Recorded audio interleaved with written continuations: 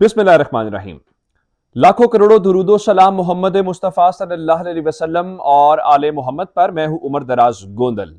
अब वो कहते हैं ना कि ईंट का जवाब पत्थर से देने के ऊपर पाकिस्तान तहरीक इंसाफ उतर आई है। आज जमान पार्क के अंदर पाकिस्तान तहरीक इंसाफ की लीडरशिप का इजलास हुआ है और चौधरी परवेज इलाही साहब को भी बुलाया गया था। हमाद अजहर साहब थे, फवाद चौधरी साहब थे, असद उमर साहब थे, उसके अलावा दीगर लीडरशिप भी थी, आजम सवाती साहब भी मौजूद थे। जारी बात है असेंबलियां तहलील नहीं हो रही, असेंबलियां तहलील हो गई हैं, इलेक्शन नहीं हो रहे, रुकावटें डाली जा रही हैं। कभी मरदमशुमारी का बहाना है, गवर्नर साहब तारीख नहीं दे रहे, इलेक्शन कमीशन का इजलास हुआ, उन्होंने कोई लेटर लिखा है नहीं लिखा, कोई इतला नहीं है। लेकिन पाकिस्तान तहरीक इंसाफ खुल के सामने आ गई है। और अगर मैं आपको ये कहूं कि आज तहरीक इंसाफ की जानिब से हुकूमत गिराने के बाद से लेकर अब तक सबसे खतरनाक प्रेस कॉन्फ्रेंस कर दी गई है, तो इसमें कोई शक नहीं है, क्योंकि उनका कहना यह है कि आइन के आर्टिकल 105 की खिलाफ वर्जी की गई है और जो जो कॉन्स्टिट्यूशन के तहत इस वक्त इलेक्शन को रोक रहा है उसके ऊपर आर्टिकल 6 लगेगा।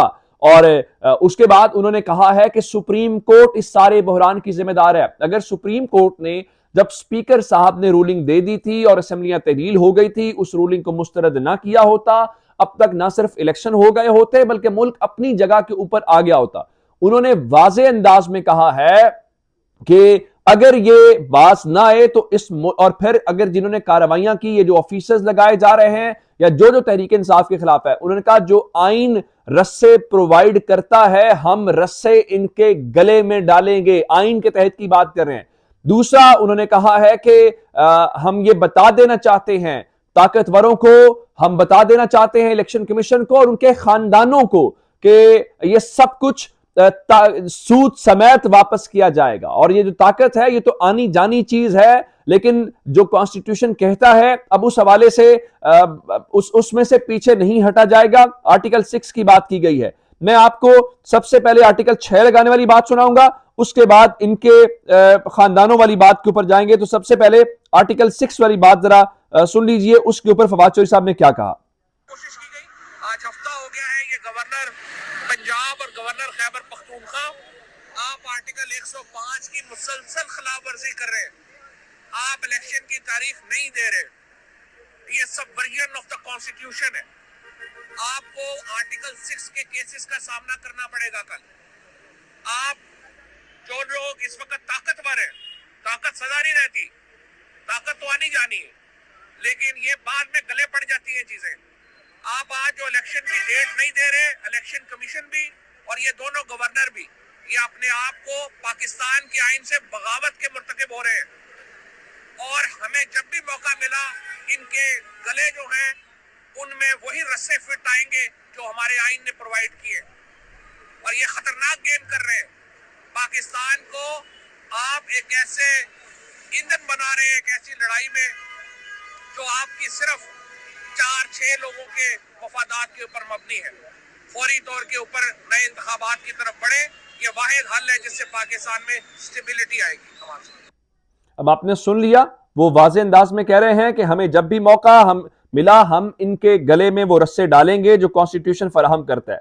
सिर्फ यही नहीं है, जो ऑफिसर्स और इवन इलेक्शन कमीशन को लेके उन्होंने कहा है कि हम सब कुछ सूद समेत लौटाएंगे। जरा वो भी सुन लीजिए। करेंगे अब वो तमाम लोग जो 25 मई के वाकयात में मुलव्वस थे, जिन्होंने इंसानी हकूक की बदतरीन पामाली की, उनको दोबारा लाया जा रहा है।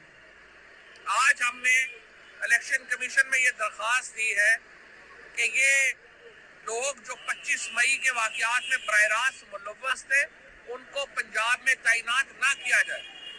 इसके बावजूद अगर वो यहाँ पे तैनात रहे या तैनात किए गए तो हम इलेक्शन कमीशन और उनके मेंबरान को, उनके खानदानों को और ये जो लोग हैं इनको वार्न करते हैं कि अगर हमारे साथ ज्यादतियों का सिलसिला हुआ, ये ज्यादतियों का सिलसिला आपको वापस तय करना पड़ेगा। ये बात वाज़े तौर पे अपने पास लिख ले। हमने बड़ा सब्र किया है, हमने बड़ी एहतियात की है, लेकिन ये मामला चलने का नहीं।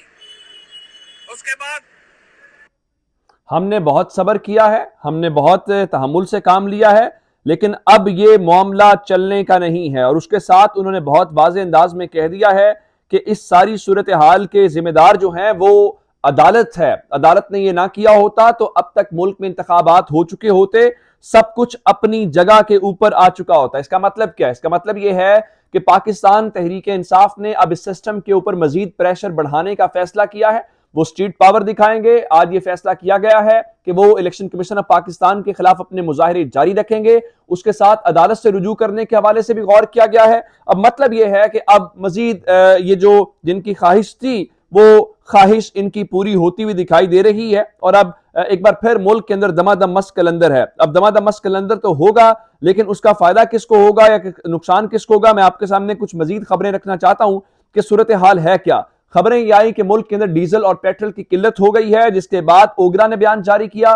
तर्जुमान पीएसओ ने कहा है कि जरूरत के मुताबिक पेट्रोलियम मसनूआत का जखीरा उनके पास मौजूद है और ऐसी कोई बात नहीं है। दूसरी जानिब आप जानते हैं कि आज चीफ जस्टिस से पाकिस्तान तहरीक इंसाफ के अरकान असम्बली ने मुलाकात की कोशिश की, वो मुलाकात नहीं हुई। इवन रजिस्ट्रार ने मुलाकात से इनकार कर दिया, मिलने से इनकार कर दिया। ये आपके सामने इस वक्त सबसे बड़ी जो दूसरी बड़ी खबर हमारे पास है वो IMF से है। और आज शहबाज शरीफ ने तकरीब से खिताब किया और शहबाज शरीफ ने वाज़े अंदाज में कहा है कि हमने IMF को वाज़े पैगाम दिया है कि हम हर तरह की शराइत मानने को तैयार हैं। अब शराइत मानने के हवाले से मैंने आपको बताया था, पहला मुतालबा IMF का यह है कि आप मार्केट के अंदर डॉलर को फ्री फॉल पे छोड़ दे, यानी मार्केट तय करे। अब पाकिस्तान का आज का जो सरकारी रेट है जिसके ऊपर हमने डॉलर को देखा है वो तकरीबन 230 रुपए के ऊपर, मैं आपको बता देता हूं 230 रुपए और 40 पैसे के ऊपर डॉलर क्लोज हुआ है।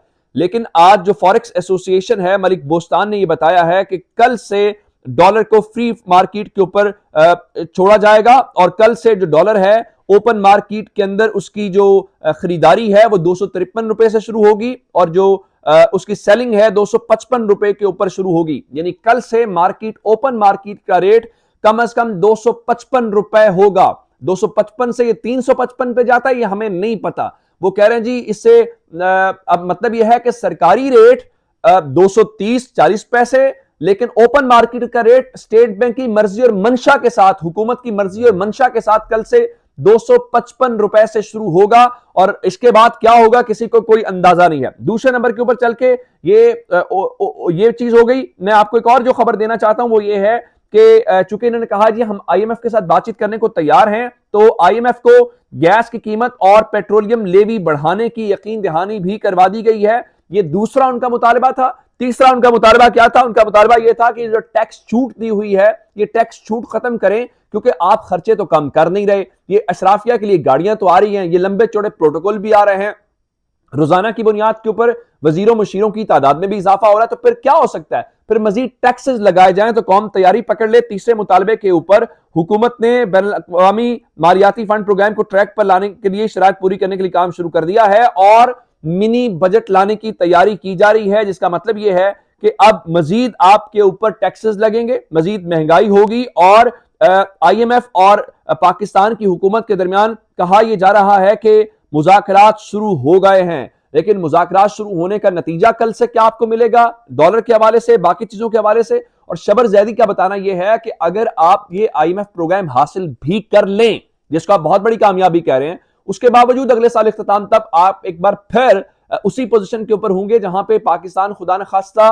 डिफॉल्ट की तरफ जाएगा। आपका मसला कुछ और है और आप ध्यान कुछ और कर रहे हैं, बीमारी कुछ और है, इलाज कुछ और कर रहे हैं। आप वक्ती तौर पे कोई पेन किलर या एंटीबायोटिक इस्तेमाल करके ये समझ रहे हैं कि आपका मसला हल हो जाएगा, वो हल होता हुआ नजर नहीं आ रहा। सिस्टम के अंदर फॉल्ट्स अपनी जगह पे हैं, सिस्टम के अंदर इंस्टेबिलिटी है, एक बड़ी पॉलिटिकल पार्टी बाहर है और यहां पे क्या है कि हर कोई अपनी अय्याशी के अंदर लगा हुआ है। अंदाजा ये कीजिए जहां पे इतनी बरी होने की लूट से लगी हुई है, तो उजैर बलोच, अगर कल राव अनवार बरी हुआ है तो आपने बहुत शोर मचाया, हमने भी कहा कि ये क्या है। आज की खबर सुन लीजिए कि उजैर बलोच जिसका ताल्लुक लियारी गैंग से है, लियारी गैंग किसका था, किसके लिए वो काम करता रहा, उजैर बलोच 25वें केस के अंदर भी बरी हो गए हैं। अब इसके बाद आपको इस मुल्क के अंदर क्या बचता है या क्या बात आपको कहनी चाहिए, इससे आपको अंदाजा हो जाना चाहिए। हाँ, एक बात जरूर है कि अगर आप तहरीक इंसाफ से हैं तो फिर आपकी खैर नहीं है, लेकिन उसके अलावा अगर आप किसी और जगह से हैं, किसी और पार्टी से हैं, आपका कितना भी बड़ा जुर्म है तो वो माफी तलाफी के लिए हो सकता है, लेकिन उसके अलावा तहरीक इंसाफ के तो फिर आपका कोई गुनाह माफ नहीं किया जाएगा। अपना बहुत सारा ख्याल रखिएगा। खुदा हाफिज।